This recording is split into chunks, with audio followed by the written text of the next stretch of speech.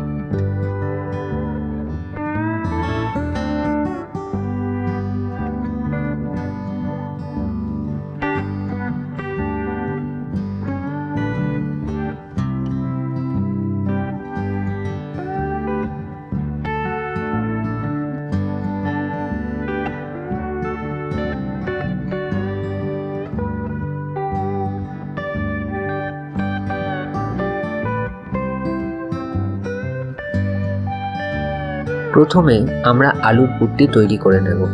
কড়াতে তেল গরম হয়ে গেলে আমরা ফোড়ন হিসেবে দেবো 5 ফোড়ন এবং কাঁচা লঙ্কার কুচো। ফোড়ন থেকে সুন্দর গন্ধ বেরোলে এবার আমরা এতে যোগ করব কিউব করে কাটা আলুর টুকরোগুলো।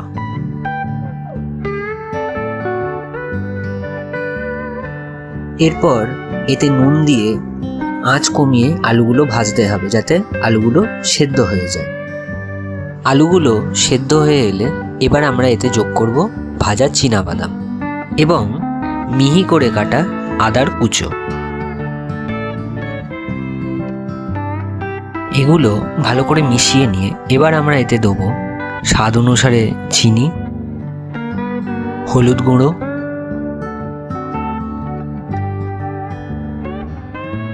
শুকনো লঙ্কার গুঁড়ো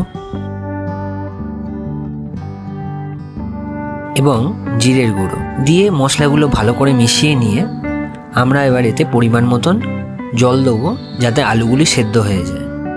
রেসিপিটি ভালো লেগে থাকলে ভিডিওটি লাইক করতে ভুলবেন না, আর এমন আরও সুস্বাদু রান্নার হদিশ পেতে চ্যানেলটি সাবস্ক্রাইব করে পাশে থাকা বেল আইকনটি প্রেস করে রাখবেন। আলুগুলি কিন্তু সেদ্ধ হয়ে এসছে। আমরা এবার উপর থেকে গরম মশলার গুঁড়ো এবং ধনেপাতা ছড়িয়ে আলুর পুরটি আমরা নামিয়ে নেব এবং ঠান্ডা হওয়ার জন্য অপেক্ষা করব। যতক্ষণে পুরটি ঠান্ডা হচ্ছে ততক্ষণে আমরা সিঙাড়ার খোলটি তৈরি করে নেব। তার জন্য লাগবে 200 গ্রাম ময়দা, স্বাদ অনুসারে নুন ও চিনি এবং লাগবে বেকিং সোডা।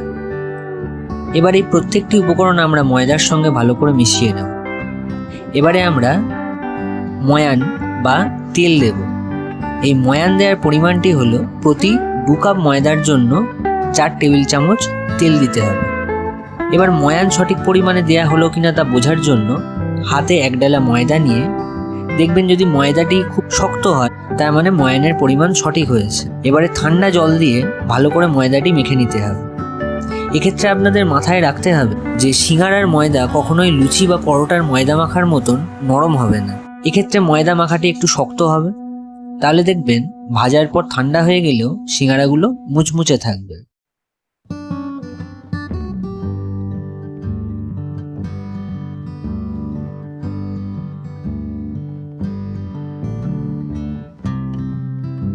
এবারে পুর ভরার পালা। লেচি কেটে আগেই তৈরি করে নিয়েছি। সিঙাড়ার লেচিগুলো একটু লম্বাটে আকারের বেলতে হবে।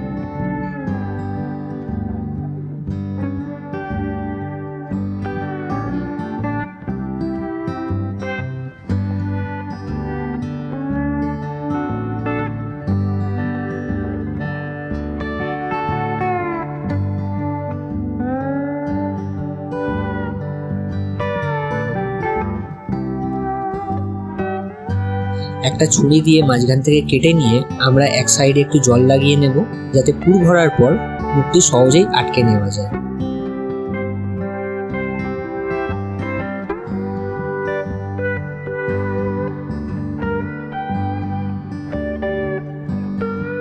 এবার ঠিক পানের মতন করে সিঙ্গারার খোলটি তৈরি করে তার মধ্যে আলুর পুর দিয়ে দেব।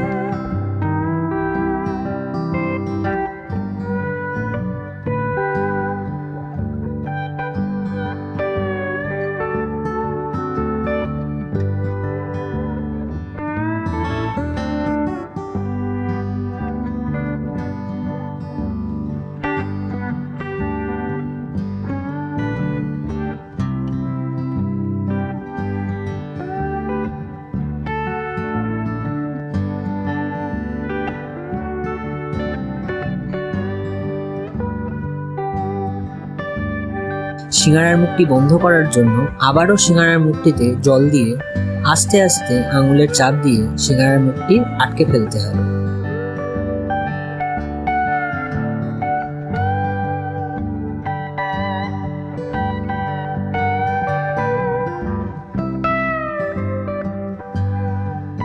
তারপর আলতো করে হাতের চাপ দিয়ে সিঙ্গারাটিকে সঠিক শেপ দিতে হবে।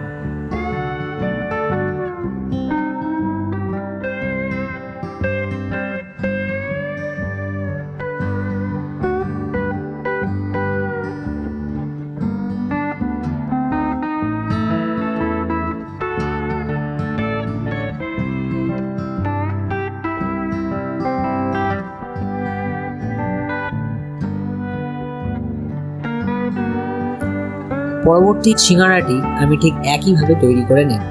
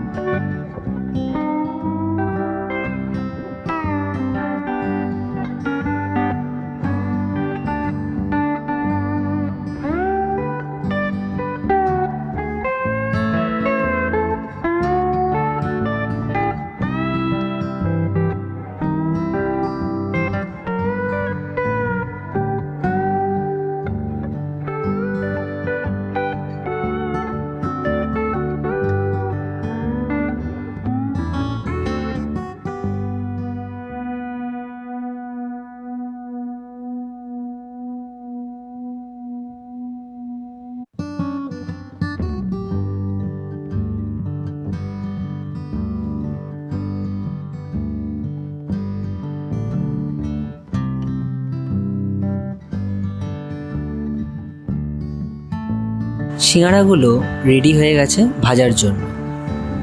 এবার কড়াইতে ডালডা এবং সাদা তেল একসঙ্গে দিয়ে দেব। সাদা তেলের সঙ্গে ডালডা দেওয়ার ফলে সিঙ্গারার টেস্টটা একেবারে দোকানের মতন লাগবে। এখানে গ্যাসের ফ্লেমটা লো টু মিডিয়ামে রাখবো, কারণ এক্ষেত্রে যদি গ্যাসের ফ্লেমটা আমি খুব বেশি রাখি তাহলে সেক্ষেত্রে সিঙ্গারার সেই ক্রিস্পি ব্যাপারটা কিন্তু আসবে না। তাই আপনারাও যখন বাড়িতে তৈরি করবেন এটা অবশ্যই মাথায় রাখবেন।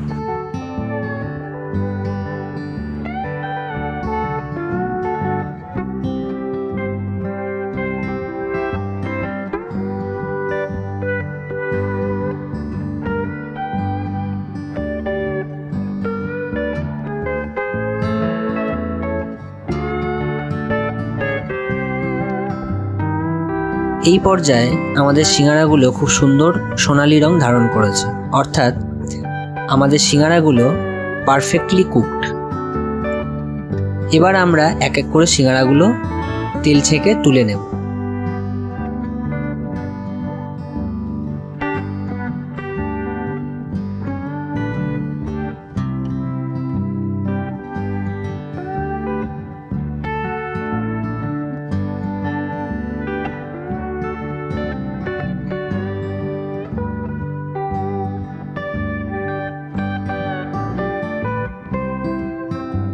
একদম দোকানের মতন পারফেক্ট টেক্সচার আর সেই চেনা স্বাদ।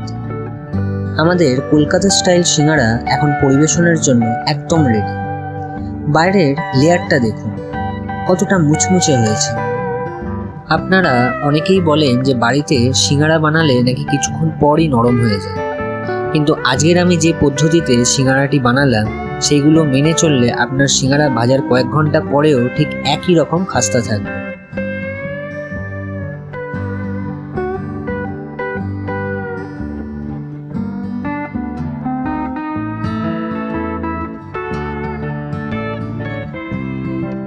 আজকের এই রেসিপিটি আপনাদের কেমন লাগলো তা অবশ্যই কমেন্ট করে জানাবেন।